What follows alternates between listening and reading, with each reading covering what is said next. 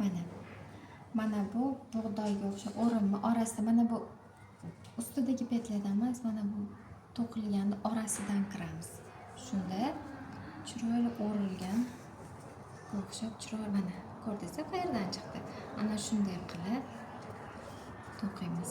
Mana orasidan kiryapman. Mana ikkita orasidan kirib, mana shunday to'qiladi.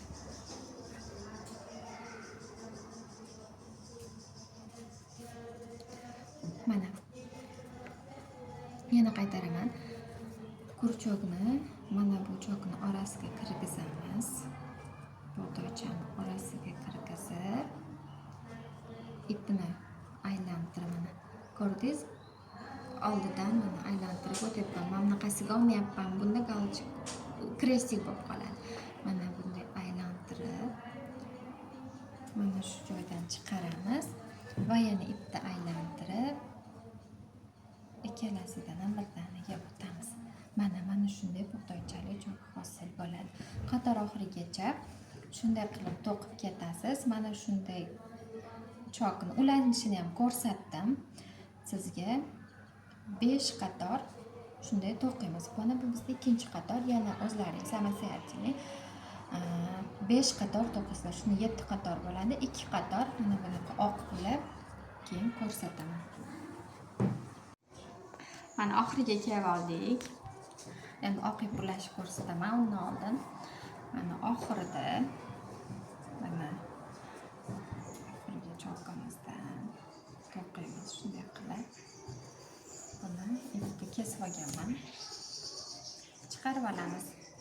Keyin qarang, xuddi mana shunaqa bug'doycha chiqishi uchun mana bu birinchi petlyamizga mana bu orqasidan kirib, mana bu ipni bu yoqqa ichki tomonga olib chiqamiz. Olib chiqdik. Mana endi mana bu petlyani boya ham ko'rsatgandim. Mana orasidan mana oxirgi petlyamizni orasidan kiramiz, o'rtasidan kirib ipni bu yoq tarafga olib chiqamiz. Mana ko'rganingizdek bilinmay ketdi.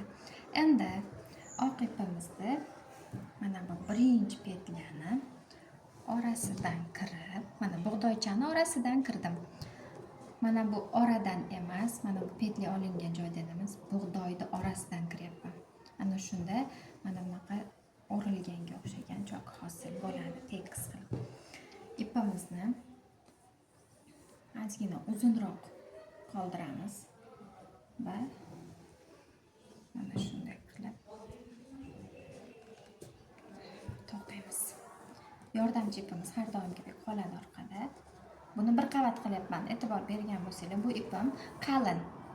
Mana bu ipimiz bunga nisbatan sal yuqoriroq edi. Mana farqini ko'rsatyapman. Bu ipimiz qalin.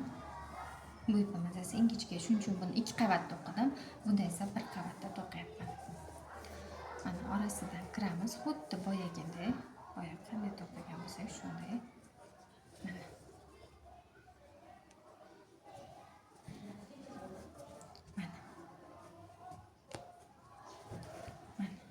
Mana shunday holatda 2 qator to'qiymiz. Bu birinchi qatori.